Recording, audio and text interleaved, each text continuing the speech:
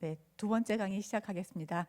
두 번째 강의의 제목은 쇼팽 내밀한 속삭임. 우리가 쇼팽 음악에 한번 집중해서 그 음악을 설명해 보려고 하는데요. 그 쇼팽은 음악사의 뭐 돌연변이다 이런 말을 굉장히 많이 하거든요. 왜 돌연변이냐면 어떤 계보에도 속하지 않고 쇼팽만의 아주 독특한 점들을 갖고 있기 때문에 그런데 그 이거를 가장 잘 쉽게 볼 수 있는 것이 지금 화면에 나오는 것이 쇼팽의 작품 리스트인데요. 이제 전체 작품은 아니고 쇼팽 생전에 출판된 작품 리스트거든요. 근데 이거를 보면 뭐를 보든 간에 전부 다 피아노 곡이라는 거죠.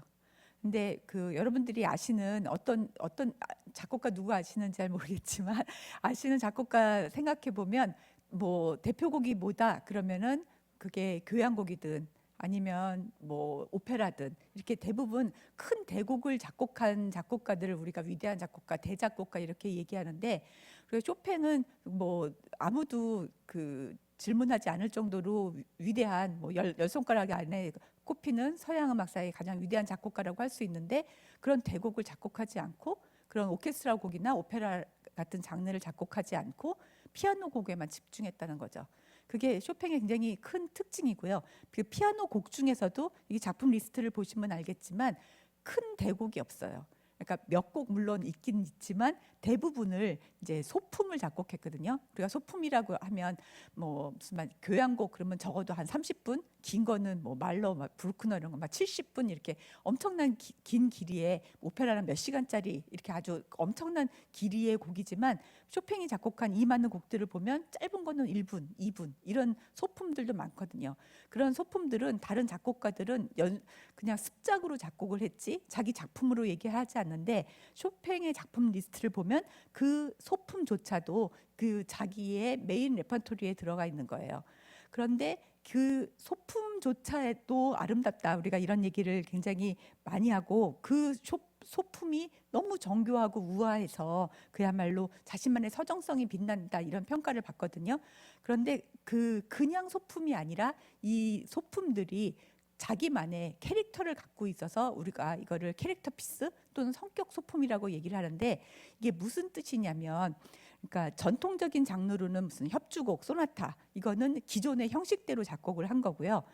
그 우리가 앞 시간에 연습곡을 살펴봤는데 연습곡이라는 거는 실제로 음악 작품 장르라고 얘기하지 않았던 거거든요. 그런데 연습이라는 아이디어, 그러니까 어느 한 테크닉이라는 아이디어를 캐릭터로 삼아서 그러니까 하나의 성격으로 삼아서 그 작품의 장르를 형성하게 만든 거죠.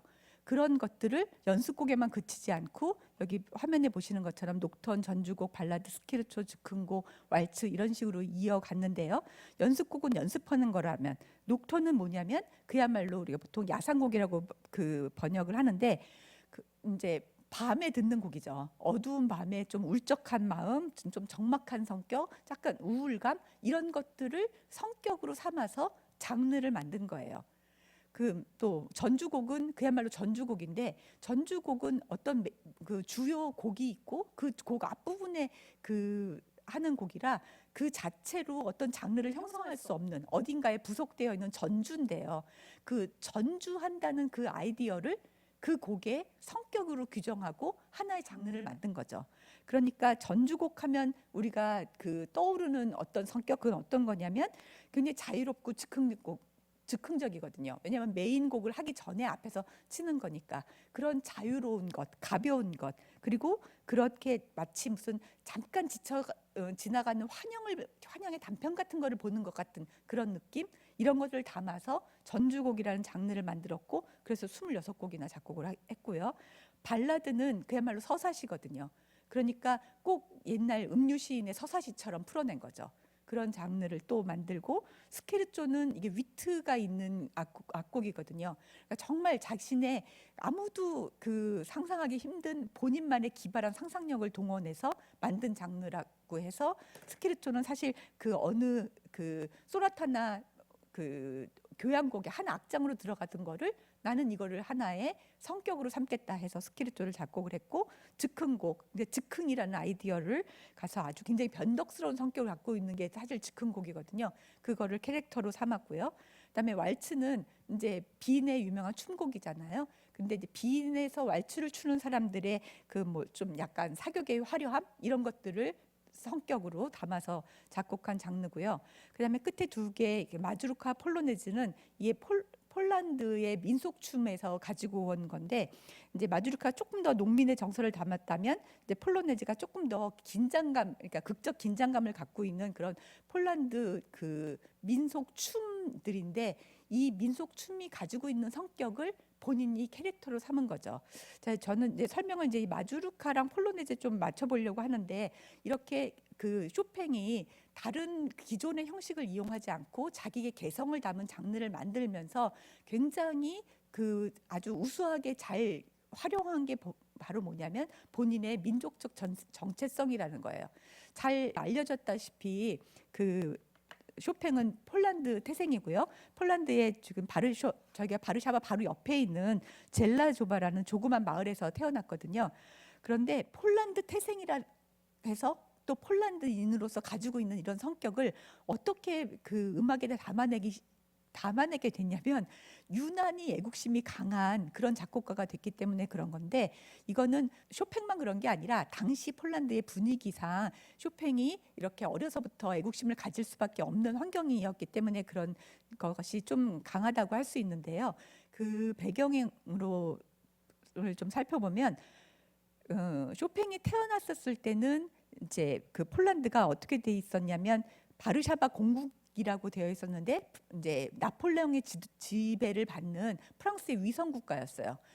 그 비록 이제 프랑스의 위성 국가이긴 했지만 독립적으로 통일된 국가를 이루다가 나폴레옹이 이제 패망한 이후에 빈 회의에서 이 폴란드가 3분할 되게 되거든요. 그러니까 오스트리아랑 프로이센이랑 그다음에 러시아에 의해서 3분할 되면서 폴란드 국민 전체가 이런 민족 의식, 그다음에 그 국민적인 반발 의식 이런 것들을 갖게 됐는데, 또 그 전체적으로 이런 분위기 속에 핍박을 받으면 가면 모든 사람들이 애국자가 되듯이 쇼팽도 예외가 아니었는데, 유난히 쇼팽의 아버지가 이런 그 이제 민족 의식이 투철했던 사람인 건데, 조금 그 의외인 거는 실제로 쇼팽의 아버지는 프랑스 사람이었거든요.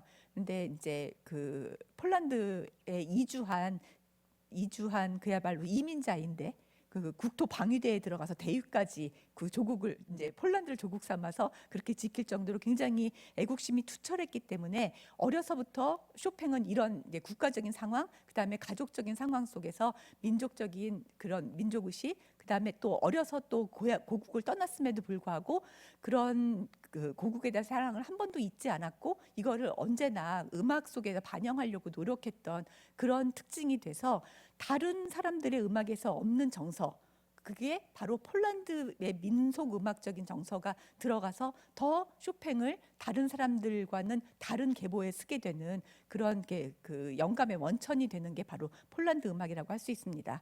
자, 폴란드 음악 중에서도 특히 이제 그 쇼팽이 주목했던 게 민속 춤인데요. 그 민속 춤 중에서 이제 마주르카가 이제 가장 대표적인 춤이라고 할 수 있는데, 이제 이런 걸 어떤 식으로 이제 이런 개성을, 그 춤의 개성을 음악으로 반영을 하냐면, 춤을 하려면 그 춤에서 항상 나오는 박자, 리듬, 그다음에 그 흔히 등장하는 선율, 그다음에 조성, 그다음에 이거를 연주하는 악기들의 특징, 이런 것들을 음악으로 녹여내서 이제 마주르카는 더 민속적인 그 대중적인 춤이었는데, 이거를 통해서 60곡이나 되는 그런 그야말로 폴란드 음악을 작곡을 하게 됐습니다. 폴란드가 그 당시에 어려웠기 때문에 고국을 생각하면 더 애잔한 느낌이 들어서 그런지 분명히 이걸 갖고 춤을 췄을 텐데 왠지 우울하고 왠지 좀 짠하고 이런 느낌이 드는데, 마주르카 60곡 중에서 아마 가장 사랑을 받는 곡 중에 하나라고 생각을 하는데, 그 68-2, 그러니까 그 A 마이너 곡이죠. 이 곡을 그 노희성 군의 연주로 들어보도록 하겠습니다.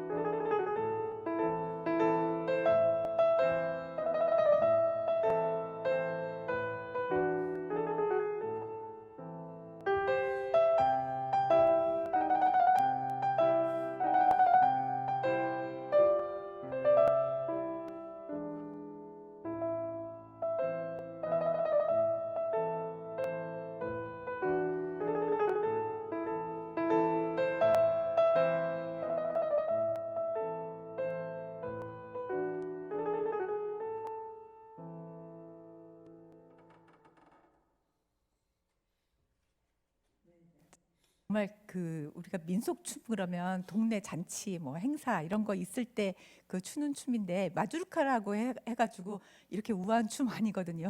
정말 누구나 그 폴란드 사람이면 누구나 추는 그런 춤을 이렇게 우아한 음악으로 만들었다는 거에 정말 경탄을 금치 못하겠는데요. 자, 지금 그러니까 우리가 쇼팽의 곡을 몇 곡 들어봤는데 그러니까 우리가 보통 쇼팽을 얘기할 때 다른 어떤 작곡가랑도 그 헷갈리지 않는다. 쇼팽 곡을 들으면 쇼팽인지 금방 안다. 그래서 쇼팽 곡에는 지문을 남겼다 이런 말들을 많이 하거든요. 그러니까 다른 어떤 곡을 들어보면 아 저거 누구 거 같긴 한데 아 다른 사람 곡일 수도 있어 이렇게 듣지만 쇼팽 곡은 그야말로 음악대학에서 이제 저희가 리스닝 테스트를 참 많이 하는데 들으면 이건 어김없이 쇼팽이지 다른 사람일 수가 절대 없다 이런 소리가 들리는데 그건 바로 이제 몇 가지 쇼팽 음악에서 그 이제 쇼팽만이 쓰는 여러 가지 기법들이 있기 때문에 그럴 건데요. 먼저 이렇게 뭐 이렇게 딱 뭐다라고 얘기하기 굉장히 어렵지만 그 중에 하나가 그 화음들이 굉장히 미묘하죠. 어떻게 말하면 모호하다고 할 수 있는데 딱 떨어지지 않고 마치 무슨 수채화 물감이 그 섞이듯이 경계가 분명하지 않으면서 다른 화음으로 넘어가는 이런 것들 이건 쇼팽이지 이런 느낌을 주는 그 요소 중에 하나라고 할 수 있고요. 또 그 같은 선율이라도 이제 그거를 피아니스트가 페달로 이용하던 아니면 레가토로 연주를 하던 선율들이 굉장히 부드럽게 이어지는 거 이것도 다른 작곡가한테는 굉장히 보기 드문 쇼팽만의 어떤 지문이라고 할 수 있고요. 그다음에 이제 마지막으로 이거 가장 그 정말 쇼팽만의 특징이라고 할 수 있는 것 중에 하나가 템포 루바토라는 게 있거든요. 번역하자면 시간 훔친 시간이란 뜻인데 지금 우리가 마주르카 들으면서도 그런 걸 조금 느끼셨을 텐데 딱 어느 순간에 나오지 않고 뭔가 좀 애간장을 태우듯이 조금 밀당하듯이 조금 늦게 나와서 더 애절한 감정을 느끼게 하는 그런 부분들이 나오거든요. 그것이 이제 주로 왼손에서는 정박으로 연주하지만 오른손에서 조금씩 비껴나가면서 그야말로 우리를 좀 애타게 만드는 이런 부분들이 참 많이 나와서 아 이런 거 나오면 이건 쇼팽이다 이렇게 느껴지는 그런 특징들을 담고 있는데요. 뭐 쇼팽 장르가 모두 다 쇼팽스럽지만 그 중에서 녹턴 이거는 정말 쇼팽만 작곡한 곡이라고 할 수 있는데 잠깐 앞에서 설명해 드렸다시피 이제 밤의 정서를 담고 있는 건데 그 밤 그러면 우리가 밤에 쓴 편지 그러면 왠지 좀 멜랑콜리하고 뭐 어떤 감상적이고 이럴 수 있는데 당연히 그렇지만 쇼팽이기 때문에 조금 더 이렇게 감상으로만 흐르지 않고 뭔가 좀 심오하고 그다음에 훨씬 더 내밀하고 이런 속삭임들이 있거든요. 그 개인적으로 나도 쇼팽 그 녹턴 중에서 제일 좋아하는 곡인데 C샵 마이너 좀 들려주세요.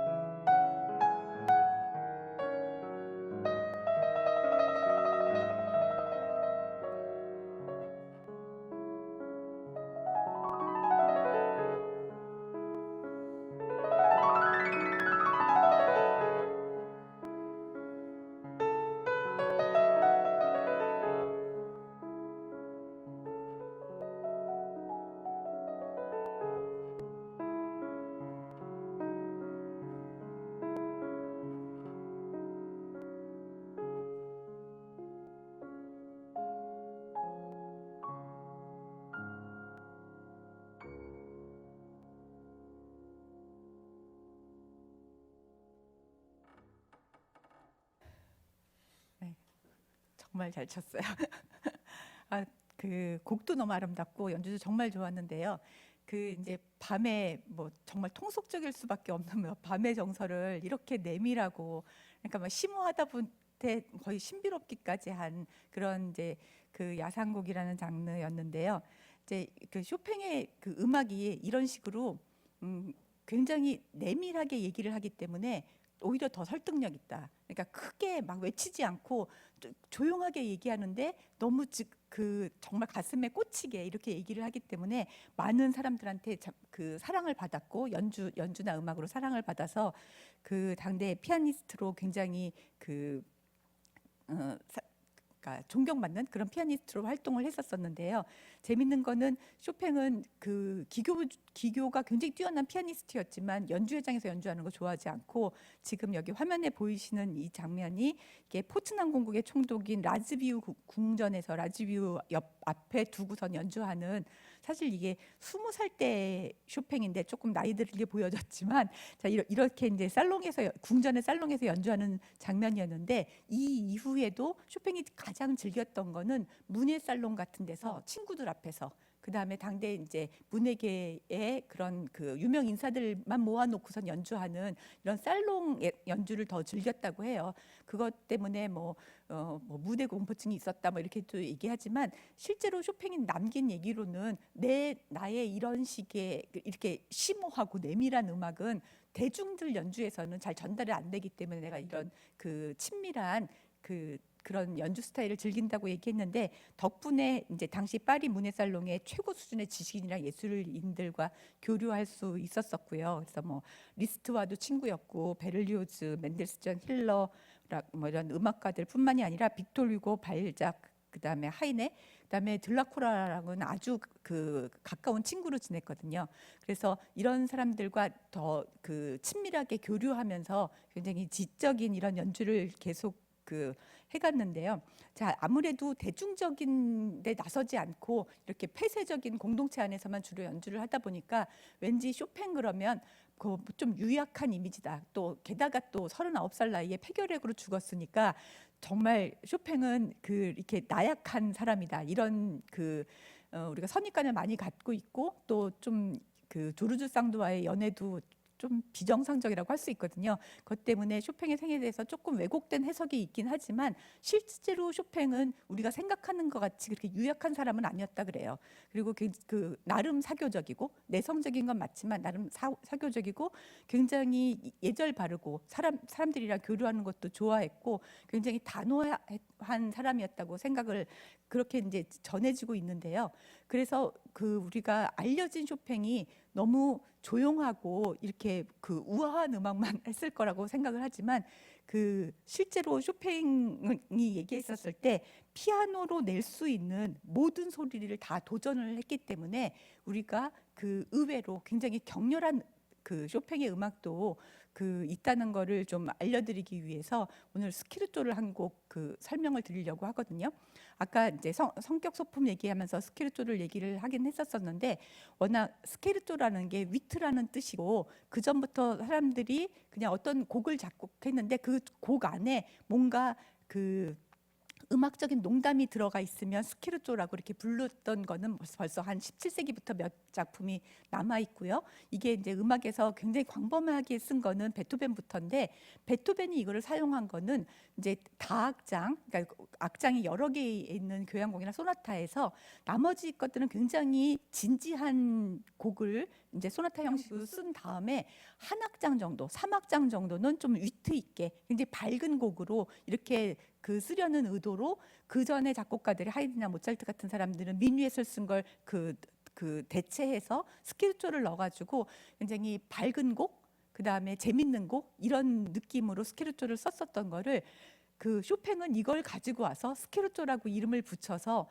그야말로 정말 위트가 있는 상상력이 있는 곡이긴 한데 굉장히 무겁고 진지한 곡으로 탈바꿈을 시키고, 그다음에 이게 어느 큰 곡 중에 하나에 들어가는 게 아니라 독립적인 곡으로 하나의 곡을 만들기 시작했는데, 그러니까 당연히 이게 획기적인 시도였고, 그 당대 평론가들, 특히 이제 동료였던 슈만조차도 이거를 보고선 황당해서 어떤 말을 남겼냐면요. 그러니까 그 스케르초가 농담이니까, 농담, 위트란 뜻이니까 뭐라고 얘기했냐면, 아니 농담이 이렇게 검은 옷을 입고 있으니 그러면 정작 쇼팽은 진담을 할 때는 무슨 옷을 입을 거냐, 이렇게 얘기를 했다 그러거든요. 정말 농담도 진지하게 했던 쇼팽 같은데, 여러분들이 그냥 보통 우리가 쇼팽 하면 떠올리는 그런 느낌 중에서도 이런 격정을 담아낼 수 있었던 작곡가라는 거를 또 한번 소개시켜 드리고 싶어서, 스케르초 전체 4곡 작곡했는데 그 중에서 3번 우리 그 노희성 군의 연주로 들어보도록 하겠습니다.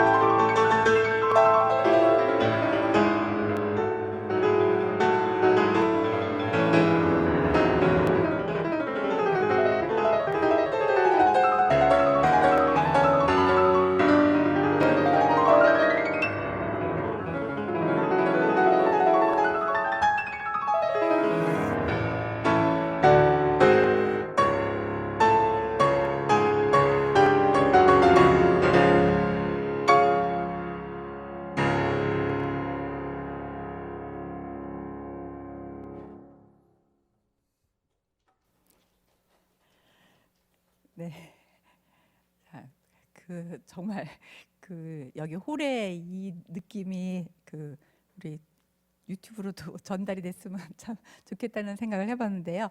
제가 아까 말씀드린 것처럼 농담도 진지하게 하는 쇼팽이라고 말씀을 드렸는데, 실제로 쇼팽은 화를 낼 때도 절대로 화를 안 냈고 화를 낼 때도 우아했다고 그래요. 그래서 오히려 또 그 주변에 있었던 사람들을 힘들게 했다고. 근데 화를 내려면 정말 큰 소리로 망가지든지 그런 적이 절대로 없고 항상 예절 바른 그런 사람이었다라고 얘기를 하는데, 이렇게 강력하고 극적인 표현도 할 수 있었던, 그러니까 그야말로 피아노라는 악기가 낼 수 있는 최대의 소리를 찾아서 그렇게 피아노를 통해서 그 시의 느낌을, 우리가 시인이라고 하는데 피아노가 가질 수 있는 모든 표정들을 끌어내려고 노력했던 그런 작곡가라고 할 수 있겠습니다.